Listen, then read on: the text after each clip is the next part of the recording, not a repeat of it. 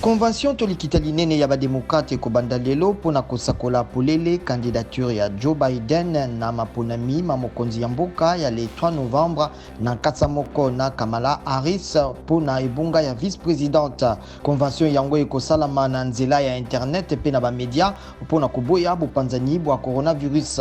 Slogan na yango ezali kosangisa Amerika. Bademokrate na barepublicain bazali kondongwana likolo ya bosalami ya maponami na nzela ya poste mpona COVID-19.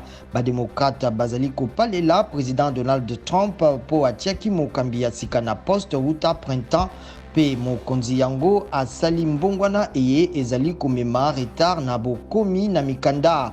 Machine ya kopona mikanda elongolami pe basali ya poste bakoki kosala lisusu te ba heure supplémentaire.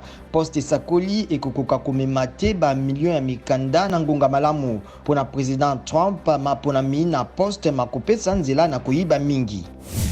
Bandimi batosaki na 90% malako makomi batela na COVID-19 na bitonga na bango eyebisi mokambi ya polisi ya engumba mokonzi Kinshasa, commissaire divisionnaire Silvano Kasongo. Bitonga pe bisika ya losambo bifungolamaki lobi mokolo ya eyenga nsima na bokangami sanza mitano mpona COVID-19 na ekolo Congo démocratique.